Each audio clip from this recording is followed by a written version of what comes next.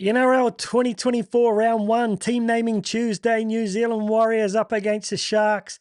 Live this Friday, Go Media Stadium. Let's take a look how the teams line up.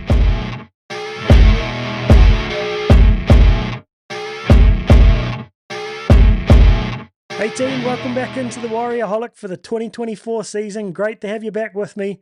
So excited to do my first detailed preview of the season, looking at a few stats, breaking down these two teams and seeing how the game might go. First and foremost, not too many surprises when it came to the team being named today, but Maratinea Kore, conspicuous in his absence. Seems he's got a bit of a foot injury, so he drops out. I don't think too many people saw that coming. We'll have a bit of a look at who else lines up for the Warriors in a moment. But first and foremost, let's take a look at the history of the two clubs. Over the years, they've played 48 games, 28 games to the bad guys and 20 to us. We got two back up on them last season, though. Round 5 with that massive comeback win that kind of sparked our season. We won 32-30. SJ kicking the penalty in the last minute. Man, what a game that was. A few of my backyard, or the trees in my backyard, suffered that day. Had to run out at halftime and do some pruning to let the stress go. But yeah, then round 20. That was my first ever game at Go Media Stadium. Spent half of my life living in Japan. It was just great to get up there for the first time and see the boys just absolutely put on a clinic. 40-12 up over the Sharks there, back in round 20. That was probably one of the most clinical games I saw from the boys all season last year. So I'm looking for a repeat this week. You know, if we could get 2 for 2 over them, it must show that we match up against them pretty well. Their team's actually very, very similar. We've got a couple of new faces, so let's see how they both stack up. A few people talking that CNK might have come back early from that injury. I'm glad we didn't rush him. Long season ahead. I think Tane Tuopiki is a really solid young player, and I think he's going to flourish with a full-strength team around him here. So he's up against the wily old Fox and Will Kennedy. Been around for a while now. He managed to cement that fullback spot for Cronulla last year after a few different people being tried over the past couple of seasons. So we've got a guy in Tane. What's he got there? Just the 5 games of NRL experience. So not a big enough capture sample for me to get his stats. So what I did is put down his New South Wales Cup stats from 2023 to give you a bit of an idea what he was delivering there. 9 try assists, 5 line breaks, 6 tries, tackle efficiency of 73%. Looking for that to improve a little this year. 170 metres, which is bloody good for a small guy. He's only a metre 78 tall and 83 kgs. Up against Will Kennedy, who's 81 games into his career now. 7 try assists last year, 13 line breaks, 14 tries though. It's a pretty good effort. 72% tackle efficiency, so not too much difference there. And 154 running metres. So, you know, you've got kind of a journeyman, I guess. Maybe it's a little bit rude, but Will Kennedy's never been renowned as one of the top sort of 5 or maybe even 10 fullbacks in the game. Up against a guy who's highly renowned, did really well in Q Cup up there in Queensland before he came to the Warriors, and did a really good job in New South Wales Cup last year for us. So I'm really looking for Tane to just focus on his strengths, which is getting in around that ruck once the forwards get tired, using his ball playing skills, using that speed. He's very safe in defence, gets across there. Got to make sure he gets the numbers right, though, this week. 1 or 2 times he got caught out there on the wrong side in the trials. But overall, I think he's going to have a really big game. So my Warriors bias is going to give it to him by a little smidgen, even though I think it'll be a really even matchup there. So starting on our left-hand edge there, we've got Montoya up against Katoa. Montoya with 117 games now. 1 try assist last year. Just the 18 line breaks and 11 tries. I think he suffered a little in the second half of the season after Tamati Martin got injured. The ball just didn't seem to flow as smoothly out to the left. I think Luke Metcalf has really stepped up his left edge play. RTS obviously having the distribution skills there. I expect Montoya to get a lot more tries this year. Just a 69% tackle efficiency. He gets criticised a lot, but I think a lot of that, he was sort of, by the time the ball got out to him, he was left in no man's land. Does tend to jam a little bit, so hopefully with the trust of RTS inside him, we'll see that strengthen this year. 170 average running metres for him. That's one of his definite strengths here. A man of granite, knocks people over with the ball in his hand. So really looking forward to seeing how he goes against the young bull in Katoa there. 89 games for him, 1 try assist, 20 line breaks, 13 tries. I would have thought he got more because I thought he was going try for try there for the most tries for the Sharks for a while last season. Just the 66% tackle efficiency, so he's not much better than Montoya, so it might be a battle of the line breaks out on that side. And only 129 metres. You know, until I actually wrote this one up today, I'm seeing he's 180 centimetres and only 88 kgs. I would have thought he was bigger than that. So Montoya got a bit of size there, both in height and in physical weight there. So I expect him to be looking to have some really strong collisions, but Katoa definitely doesn't sort of back away from the confrontation. So should be a good matchup. Both guys experienced, but I think Montoya, with all the pressure of these young guys coming up behind him, he's going to step it up and have an RTS inside him. Look for a career best year from Montoya this year. Then the man RTS getting his debut in a in an NRL game at centre there. RTS, 195 games for him now. So obviously I don't have his stats for the past couple of years, and I've gone on 2021, which he only played a partial season, but at that time playing at fullback, 6 try assists, 11 line breaks, 4 tries, only 70% tackle efficiency. That said, he only made about 20-something tackles in the whole season he was there. 190 metres on average running, and we saw him up around that in the trial, so expect him to be one of the leading ball-carrying centres in the comp this year. I think he's a smoky for a Dally M centre myself. Up against Jesse Ramian, who's a very confrontational centre himself. 122 games for him now. 6 try assists, 9 line breaks, 11 tries, 89% tackle efficiency, and only 144 running metres. I thought he would have had a few more than that because he is one of the bigger runners there at centre. Only 184 centimetres and 94 kg, so similar height, similar weight, but RTS definitely a lot more explosive. I expect him to dominate this one. Big call, but, you know, Ramian's no, I was going to say pussy, that's not a nice way to say it. He's no softy. I think he's going to step up and enjoy the challenge, but RTS all the way for me. Then over onto our right edge, we've got Rocco Berry getting the nudge. Obviously that left leg has come up okay after injuring it, scoring the try up against the Dolphins there. He's into his 31st game this year, up against the mini man Mountain and Talakai there.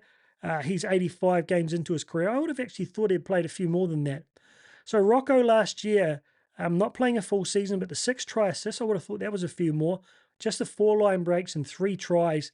Tackle efficiency definitely a strength with 91%, but only 75 running metres. He really needs to get that up, probably into the 90s, closer to the 100s, even though we get a lot of metres out of our other back 5. Or Talakai, 17 try assists. Man, that's a good effort. 8 line breaks, 5 tries, 78% tackle efficiency, and 165 running metres. So a big gap there between those two on that stat. Rocco at 1.91 m, Talakai at 1.87 m, not too much difference there, giving away 6 kg in weight though. I do love Rocco's legs tackle. He's definitely not intimidated by more solid centres. I think he should be able to handle Talakai quite well here. So expect it to be an even matchup. You know, Talakai didn't have as strong a year last year as he did in 2022. He'll be looking to turn things around this year. So curious to see how this one goes. Then over onto the right wing, great to see Dallin Watene-Zelezniak being able to start the season this year without the calf hampering him like it did last year. A little bit of a niggle there over the off-season that had me worried, but he's up against Ronaldo Mulitalo. I have great memories of Ed Cossey rubbing it into him, winding him up, giving him a bit of a head slap there in round 5. This year it's going to be up to Dallin Watene-Zelezniak to put one over him for us. He's a very emotive character, young Ronaldo, so hopefully Dallin can wind him up a bit and see if he can lose his rag. Dallin only 10 games away from his 200 mark. He should hit that well and truly this season if he stays injury-free. 4 try assists, 25 line breaks, 24 tries. Read him and weep, 24 tries. Best ever effort from a Warrior in a full season, and he didn't even play that whole year. So look for him to get even more this season. 73% tackle efficiency needs to be improved slightly there from Dallin. But again, you know, if he can just stop that poor timing with his jamming and get that right, hopefully we can get him a little bit closer to 80% this year. 153 running metres. We know he's capable of getting me even a lot more than that. So Mulitalo, 5 try assists, 33 line breaks. Man, that's a good effort. He's not a huge guy, but he definitely makes a line break. 21 tries, so not far behind Dallin there. Tackle efficiency, only 76% as well. and 136 running meters. So meter 90 versus a meter 86, 97 kg versus 95, very similar there in size. Don't think anything's going to become a factor in there as far as aerial balls and the like. I just think Dallon's going to be a calmer head. Coming off the back of a career best season last year, I'm expecting him to follow on this year. Up the mighty Dallon, let's go. Luke Metcalf gets a nudge ahead of Tamari Martin and Chanel Harris-Tavita at 5'8", up against Braden Trindle. Metcalf with 19 games and 51 for Trindle, so both not too far into their careers. Metcalf there, again, only playing the half season due to those injuries. 3 try assists, not that many for a half. I'd like to see a few more from him. Average kicking only 39 metres, but we saw him do a lot more kicking in the trials there this year. So he was up around 170, 180 odd metres, so doing about 3 times more kicking. I hope that continues. We've got to take some of that pressure off SJ. 6 tries, tackle efficiency of 86%. I thought he really stepped up in his defence in the trial there, got a lot more physical. 81 running metres, not too bad.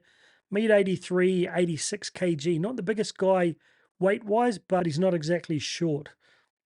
Up against Trindle there. 6 try assists, so not that many more. Average kicking 248, so he definitely does more kicking. 4 tries, 81% tackle efficiency, and average running meters. Meter 80, 90 kg, so very similar size. I expect Metcalf to have a bigger influence purely because of his speed. I think Nicho Hynes tends to dominate their half play just like SJ did for us last year. However, I think we're going to see a lot more balance this year in Metcalf really lifting his effort from what I saw over the trials there. Then at halfback, battle of the big guns. Like I said, both dominate their team's attack. SJ up against Nicho Hynes. Nicho Hynes carrying a bit of an injury there. Was a bit of a question mark over him, but he does get the nod at this stage. 252 games for SJ versus only 82 for Nicho. Seems like he's been around for a heck of a lot longer. SJ 29 try assists, 523 kicking meters, led the comp last year. 8 tries, 91% tackle efficiency, seriously lifted his defense last season. I think that really paved the way for the way he played and sort of set the standard for the whole team, I think, on defense last year. Only an average running meters of 60. I'm surprised by that. Meter 79 and 91 kgs. Up against Nicho Hynes here. 28 try assists, basically the same. Only 386 kicking meters average, which goes to show that they split it more 50-50. 5 tries, 91% tackle efficiency as well. 148 running meters. That's huge. Not too many of the halves running that far. We know Nathan Cleary does do it on a dominating day.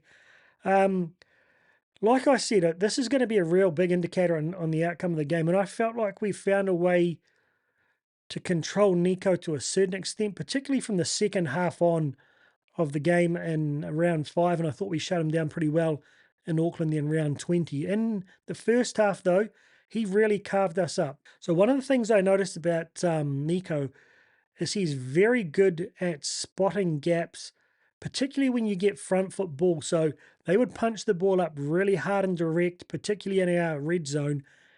And once they managed to catch, our guys in the ruck where we had 3 or 4 guys caught in the play of the ball, he would immediately spot that gap. He would isolate our defense and pop someone over really easily.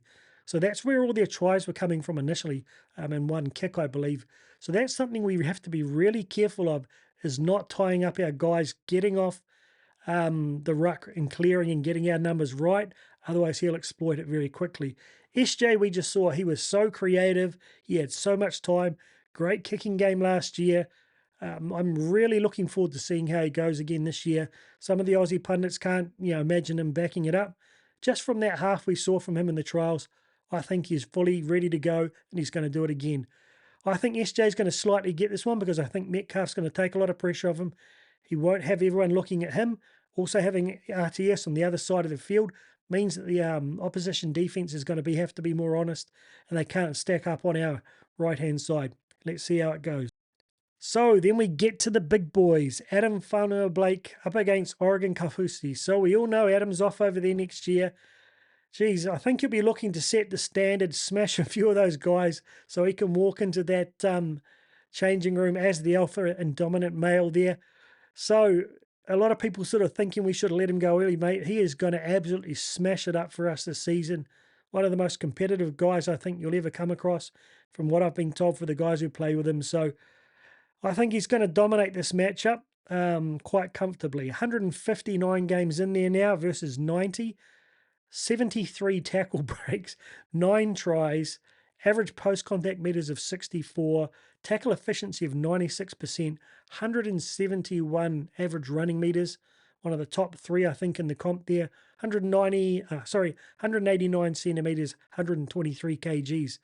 Up against 20 tackle breaks, no tries. He got the undie run. Only 32 post-contact meters on average, 93% tackle efficiency, and only an average of 88 running meters. So they tend to rotate their props a lot more. Our props are a lot fitter in Barnett and AFB, so they play bigger minutes. 188 centimeters, 114 kgs. AFB to dominate this one. And into the hookers, we have Wade Egan up against Blake Brayley. Egan with 109 games, Brayley with 112, so more experience. I wouldn't have thought that. Egan, 5 try assists. I would have thought there would have been more. 6 tries, 37 average tackles per game, 92% tackle efficiency, 51 running meters, which really increased towards the back half of the season. And we saw him run a lot there in the game against the Dolphins. I would love to see that number get up even further. Still, it's a bugbear for me. He's got to connect with our support players. He dives with the ball too much for my liking. Get that Harry bloody Grant offload going, buddy. And Brayley, 10 try assists, 1 try, 42 average tackles a game. So, man, he knows how to make a tackle. Tackle efficiency of 92 and an average running of 46, so very similar there. Size-wise, 185 centimeters. I had someone call me out on this on TikTok this year when I gave a profile in Egan. It is correct. Monty said he's a 6'1", which is effectively 185 centimeters and 91 kg. So he's a big boy up against 180 and 80 kgs. Both of them very robust hookers, but I think Egan's ruck manipulation will get him the whiskey in this one. Then we get into the props. Mitch Barnett up against Royce Hunt. Braden Hamlin and Ueli, he's out at the moment, so he won't be there. Mitch Barnett playing 143 games so far. Royce Hunt just 56. I thought he'd been around longer than that. 25 tackle breaks, 2 tries, average of 49 post-contact meters, tackle efficiency 91, and 136 average running meters for Mitch Barnett. Up against Hunt there with 34 tackle breaks, 3 tries, average post-contact of 34 meters, tackle efficiency 94, average running of 79. Like I said, I think our bigger average meters comes down to minutes played. I think Mitch Barnett looked as fit and as strong as I've ever seen him in that trial game. What a line he ran off that Egan pass to get that try.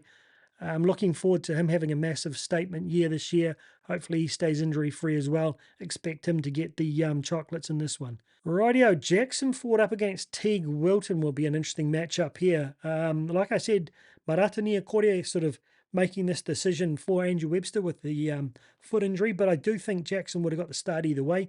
57 games in, up against 139 for Wilton. Jackson, I'm a massive fan of. I think he really burst onto the scene last year. I love almost everything about his game, but he's got to get a little bit of that over-exuberance out of him in the tackle. Often gives away a piggyback penalty, and he has been known to make the odd error. That said, I think they stand out because of the time they happen and the place in the field they happen. You know, he doesn't always have the most errors at our team, but he has got them in him, which is a bugbear for many fans. So I'm looking forward to him getting that out of his game this year. 6 offloads last year, 9 line breaks, 4 tries, tackle efficiency of 91. So he might miss the odd tackle, but 91's more than effective out there on an edge. Average running of 103 metres, which he really lifted towards the end of the season. He was down in the 80s for a lot of the first half there. Wilton, 2 offloads, 5 line breaks, 6 tries, 92% tackle efficiency, and an average running metres of 116, which is pretty good for an edge.